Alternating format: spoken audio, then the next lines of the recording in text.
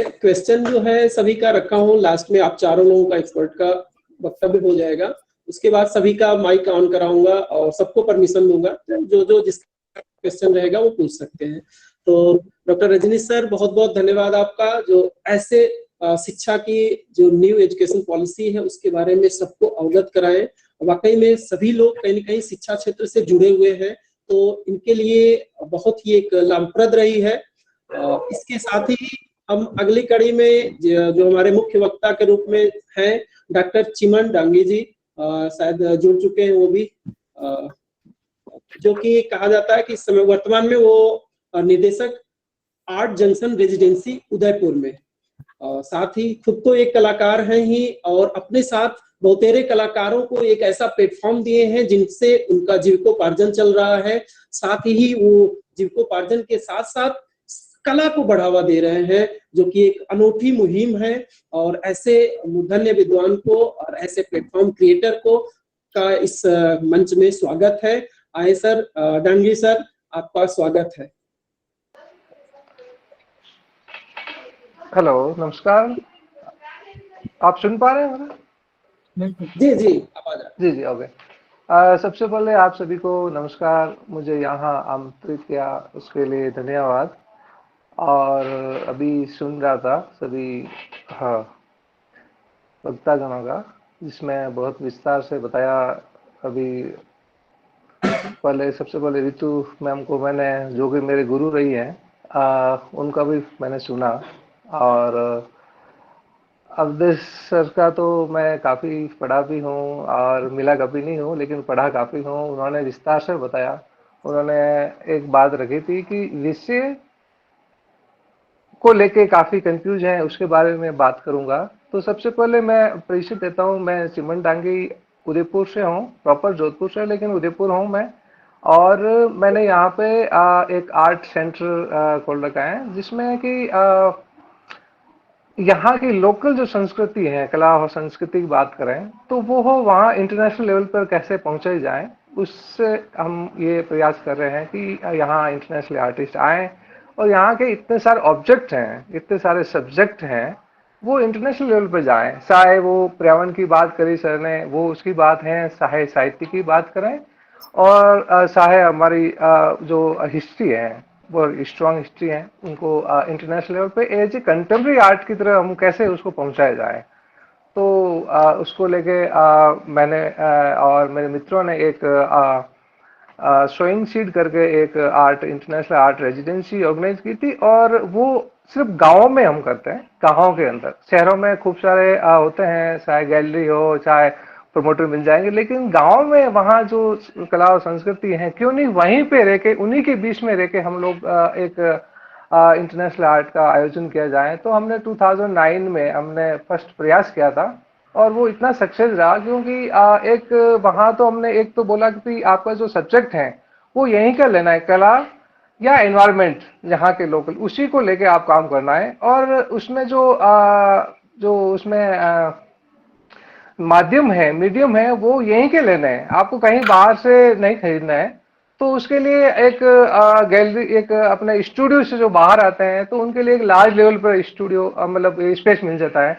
तो उन्होंने लेके काफी लोगों ने, किसी ने तो 1 किलोमीटर के दायरे में एक आर्ट वर्क कर रखा है, किसी ने वहाँ के अगर बात करें, डेजर्ट एरिया था जहाँ जहाँ जिस गांव में हम ऑर्गेनाइज करते हैं, और वो अलग अलग गांव में जाके हम ऑर्गेनाइज करते थे।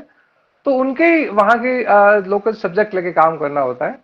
तो वो हम प्रयास कर रहे हैं कि भाई किसी ने एनवायरनमेंट की बात करें, तो मैंने एक अभी हाल ही में मैं नॉर्वे और फ्रांस में एक इंटरनेशनल आर्ट वर्क करके आया।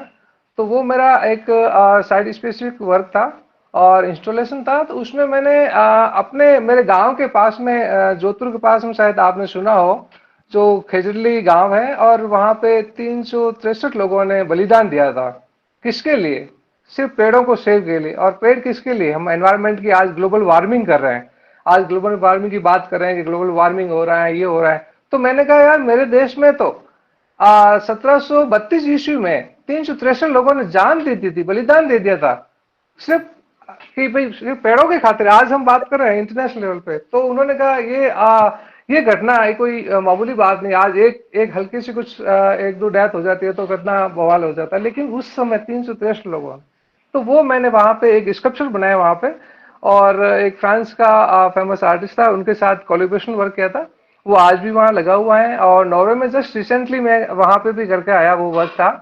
तो सर ने कहा था कि विषय वस्तु, तो मैंने जो भी वर्क किए हैं, या जो भी जो इंटरनेशनल आर्टिस्ट आते हैं, उनको यहाँ के लोकल सब्जेक्ट को ही हमको हाईलाइट करने होते हैं। अपने यहीं की जो संस्कृति से रिलेटेड ही वर्क लेके वो इंटरनेशनल लेवल पे जाना होता है। तो ये रिसेंटली मैं अभी वर्क करके आया।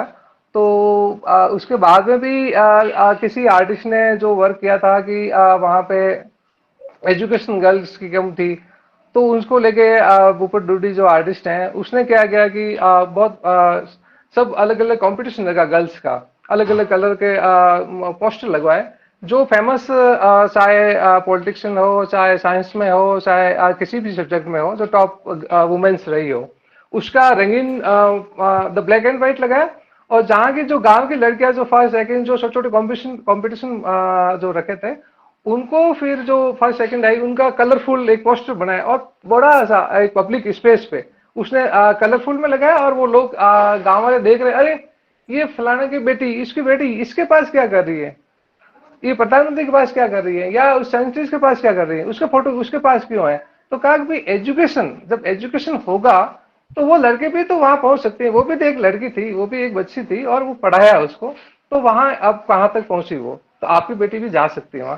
तो ऐसे ऐसे सब्जेक्ट को लेके, चाहे वहाँ के जो लोकल सब्जेक्ट थे उनको लेके वो किस तरह से हम रिप्रेजेंट करते हैं।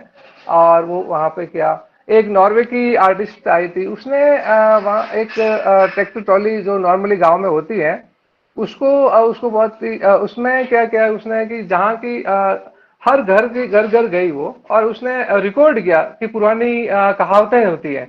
तो कुछ उसने 108 कहानियों को उसने संग्रहित किया, उसने फिर ट्रांसलेट किया हिंदी में, और उसको पूरे ट्रैक्टर ट्रॉली पे पूरा इंस्टॉलेशन, उसमें ड्राइंग उसको राइट किया, और उसने म्यूजिक जो टूल बॉक्स होता है उसके अंदर उसने म्यूजिक लगाया, और उसने वो इंस्टॉलेशन किया था। तो वो बड़ा इंटरेस्टिंग था कि इतने 1008 कहानियां, आज तो शायद न्यू जनरेशन जो होता है, आज दादा दादी नाना नानी के साथ अभी बैठ नहीं पा रहे हैं, सिर्फ फोन आ गया तो उसमें बिजी रहते हैं, लेकिन कभी ऐसा संवाद नहीं हो पाता उनसे। लेकिन वो एक जो अपनी जो कथाएं हैं उनको उसने हम हमारे पास जो रिकॉर्ड है वो सजो के रखा, और एक इंटरनेशनल लेवल पे वो बात रखी कि भाई ऐसी ऐसी घटनाएं भी हुई कि वो एक गांव क्यों बसा, उसने एक सब्जेक्ट था कि गांव का नाम ये क्यों पड़ा। तो उसने कहा था कि भाई एक उस जमाने में मूर्ति, भगवान की मूर्ति है जो वो दूसरी जगह ले जा रहे थे दूसरे गांव वाले, तो बीच में क्या वो गांव वालों ने हमने ऐसी प्रेयर की कि वो मूर्ति हमारी यही गिर गई। तो फिर हमने वहां पे उस गांव का नाम अंदौर रखा, और वहां पे एक बड़ा एक वो है तालाब है, उसको लेके। तो ये घटनाएं काफी उन गांव वालों को ही पता नहीं ऐसा इस गांव का नाम क्यों पड़ा। तो ऐसे ऐसे हमारे पास खूब सारे सब्जेक्ट हैं, इतने सारे ऑब्जेक्ट हैं, सब्जेक्ट हैं, उनको लेके भी क्यों इंटरनेशनल लेवल पे कैसे अपन समकालीन माध्यम के आधार पर हम कहाँ बाहर ला सकते हैं, ले जा सकते हैं उसको। उसको भी क्या काफी जैसे अभी बात कर रही कि एनवायरनमेंट के, तो काफी आर्टिस्टों ने वहां पे लोकल जो कपड़े होते हैं, लोकल कपड़ों को, लेकिन कतरन को लेके अभी रिसेंटली भूपत डूडी ने एक एग्जीबिशन की उदयपुर में, मैंने ऑर्गेनाइज की थी। तो उसमें ये था कि कतरन को लेके छोटे छोटे कपड़े जो वेस्ट होते हैं, जरूरी नहीं आप कलर कैनवास लो, ये लो, जरूरी नहीं है कि आप रंग ही लो यूज। तो उसने कतरन को लेके उसने पूरा उसको पेस्ट किया एज ए कोलाज की तरह, और फिर उसमें खाली हाईलाइट किया उसको ड्राइंग को, तो वो बड़ी खूबसूरत तरीके से वो एक आर्ट निकली है। और वो भी एक बात कर सकते हैं कि भाई हमारे पास जो जैसलमेर में और बाड़मेर में जब कम पानी होता था, तो उसको सेव करने के हिसाब से, प्लस जो कपड़ों का जो रीयूज होता था, उसको कैसे आर्ट फॉर्म में उन्होंने एज ए ट्रेडिशनल क्राफ्ट के रूप में लिया। लेकिन रिसेंटली जब हम कंटेम्प्रेरी की बात कर रहे हैं, समसामयिक की बात करते हैं, तो वो किस तरह से एक आर्टिस्ट हम ले सकते हैं।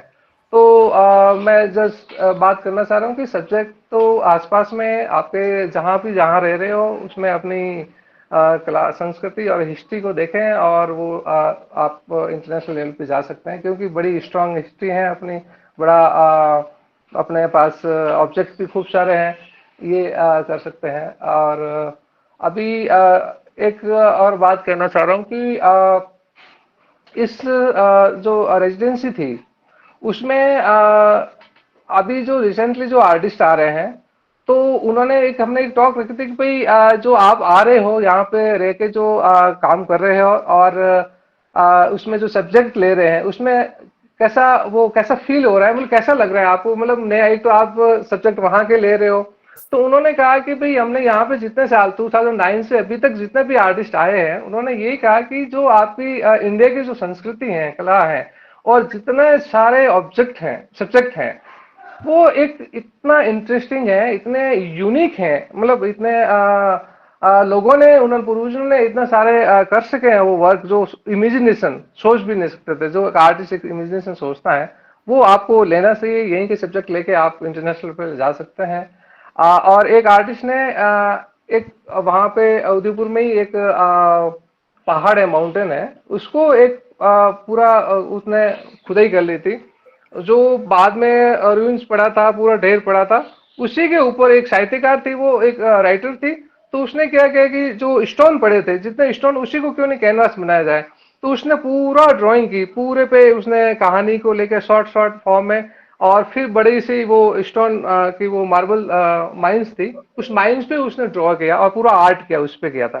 तो आप जाओगे तो पथ उसी को लेके आप पढ़ते हुए जाओगे भाई, जिस रास्ते में जाते रहेंगे तो वो स्टोन पड़ा रहेगा, उसको देखते देखते आप फाइनली जाओगे। तो बहुत बड़ा उसने लार्ज लेवल तक, जो कि अपने आर्ट गैलरी में नहीं हो पाता है, वो उन्होंने वहां पे आर्ट वर्क किया, बड़ा लार्ज लेवल पे वर्क किया। और काफी आर्टिस्टों ने ऐसा वर्क किया। टाइमिंग का शायद शॉर्टेज रहेगा, और मैं आप सभी आयोजक जनों का धन्यवाद देता हूं कि आपने मुझे यहाँ आमंत्रित किया। और काफी अवधेश सर का, ऋतु मैडम का, सर का सबका सुना। थैंक यू उसके लिए।